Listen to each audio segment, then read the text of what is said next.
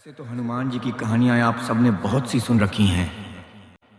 किस तरह उन्होंने पूरी लंका जला दी थी, फिर कैसे वे एक ही झटके में समुद्र को पार करके लंका पहुंच गए थे, और कैसे उन्होंने श्री राम की सहायता की थी। लेकिन क्या आप ये जानते हैं कि हनुमान जी का जन्म कैसे हुआ था और वो बचपन में कितने शरारती थे?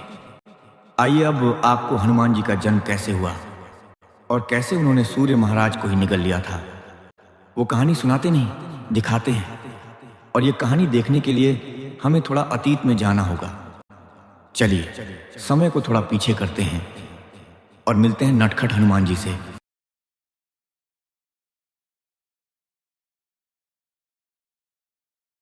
वानर राजा केसरी और उनकी पत्नी अंजना सुमेरु पर्वत पर रहते थे।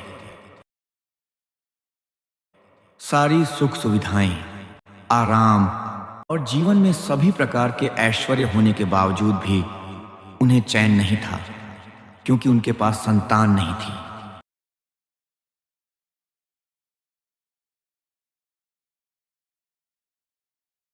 महारानी, आप ऐसे उदास न हो।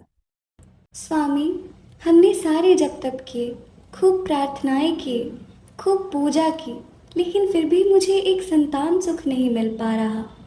क्या मेरी गोद कभी नहीं भरेगी? ऐसा न बोले महारानी। हम आज ही मातंग ऋषि की शरण में जाकर उनसे प्रार्थना करेंगे। वो जरूर हमें कोई न कोई उपाय बताएंगे। इसके बाद राजा केसरी और माता अंजना जाकर मिलते हैं सिद्ध ऋषि मातंग से। प्रणाम ऋषिवर। आओ वानर राज, आप यहाँ जरूर कोई खास वजह होगी। कहिए, क्या सेवा कर सकता हूँ? मुनिवर, सारे सुख होने के बाद भी हमारी अभी तक कोई संतान नहीं है। बहुत आशा लेकर के आए हैं हम आपके पास मुनिवर। चिंता न करें वानर राज, चिंता न करें माता।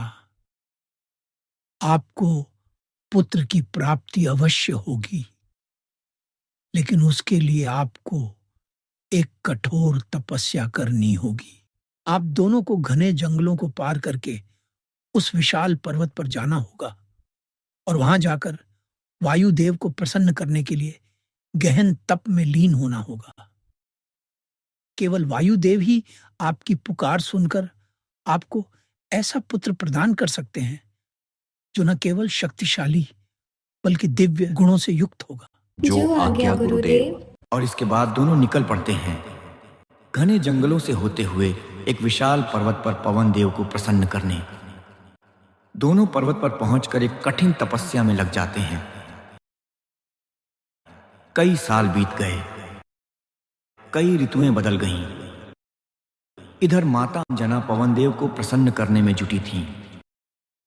उधर अग्निदेव ने अयोध्या में राजा दशरथ को कुछ फल देकर कहा, ये चमत्कारी फल आप अपनी रानियों को खिला दीजिए राजन। इनके प्रभाव से वे दिव्य संतानों को जन्म देंगी।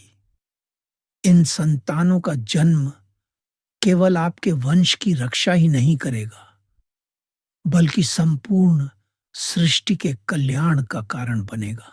तभी एक चील उड़ता हुआ आया और उसमें से एक फल लेकर उड़ गया। और इधर पवन देव अंजना की तपस्या से प्रसन्न हो जाते हैं। जैसे ही वो फल उस चील के हाथ से छूटता है, पवन देव उस फल को लेकर अंजना के सामने प्रकट हो जाते हैं। हम तुम्हारी तपस्या से प्रसन्न हुए अंजना। लो, तुम ये फल खाओ। इसके प्रभाव से तुम एक अति शक्तिशाली और बलवान बालक को जन्म दोगी। ऐसा कहकर पवन देव चले गए और माता ने वह फल खा लिया। इसके प्रभाव से माता अंजना ने एक अत्यंत अद्भुत, शक्तिशाली और नटखट पुत्र को जन्म दिया।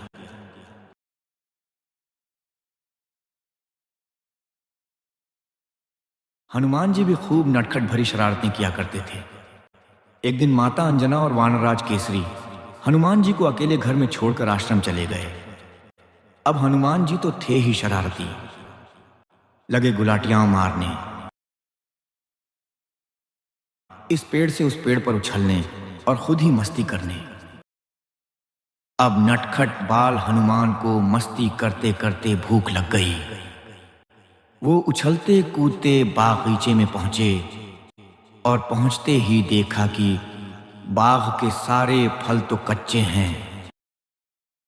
अरे, बाग के फल तो कच्चे हैं।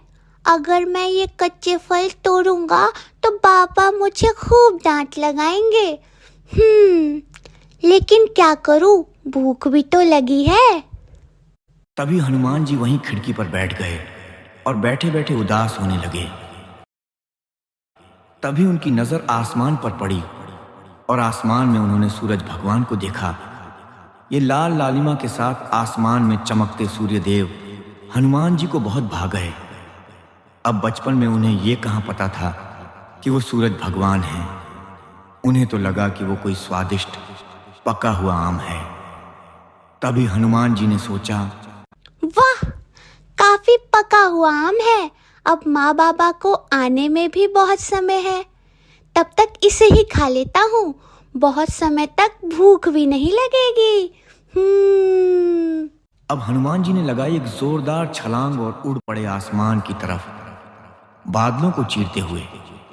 लेकिन सूर्य भगवान अभी भी बहुत दूर थे, तो उन्होंने और जोर लगाया।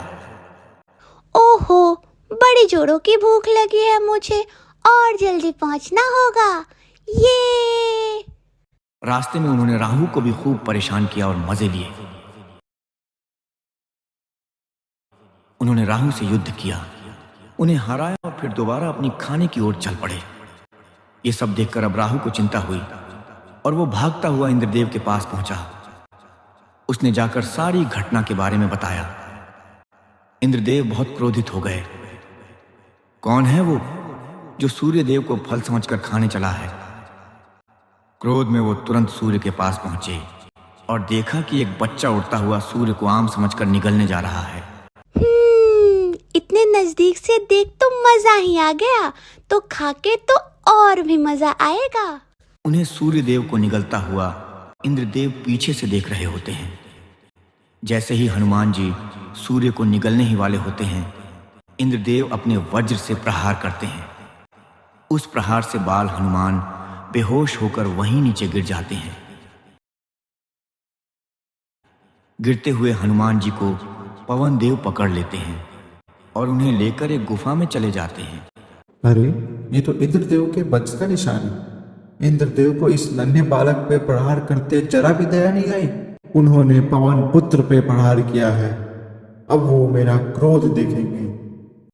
पवन देव ने गुस्से में आकर पूरे संसार की हवा को रोक लिया, जिससे पूरी धरती पर हवा समाप्त हो गई। हवा के न होने के कारण सभी जीव जंतु तड़पने लगे, चिड़ियां गिरने लगीं, मनुष्य बेहोश होने लगे। ऐसा होता देख ब्रह्मादेव ने हस्तक्षेप किया और इंद्रदेव समेत पवन देव के पास पहुंचे। वहां पहुंचकर ब्रह्मादेव ने पवन देव को बहुत समझाया और इंद्रदेव ने भी अपनी गलती मानते हुए माफी मांगी। फिर ब्रह्मादेव ने बाल हनुमान को वरदान देकर जीवित कर दिया और आशीर्वाद दिया कि आज के बाद हनुमान पर किसी भी शक्ति का प्रभाव उनकी इच्छा के बिना नहीं होगा। कोई उन्हें मार नहीं सकेगा। वे अपार शक्ति के स्वामी होंगे। वे जब चाहें, जितनी चाहें उतनी शक्ति ले सकते हैं। जब तक ये धरती रहेगी, तब तक हनुमान इस धरती पर वास करेंगे। ब्रह्मदेव के मुख से यह वरदान सुनकर पवन देव प्रसन्न हुए। गुफा से बाहर आए और उन्होंने दोबारा हवा को चलाना शुरू किया। एक बार फिर संपूर्ण सृष्टि अपने पुराने स्वरूप में लौट आई। इस तरह एक नटखट, शक्तिशाली और अपार बल के स्वामी बाल हनुमान जी का जन्म हुआ और उन्होंने बचपन में ही अपनी अद्भुत शक्तियों का प्रदर्शन कर दिया। आगे चलकर यही हनुमान जी श्री राम के परम भक्त और महावीर कहलाए। हनुमान जी की कई ऐसी वीर गाथाएं हैं जिनके बारे में हम अगले वीडियो में जानेंगे। एक बार सब मिलकर बोलिए, जय श्री राम।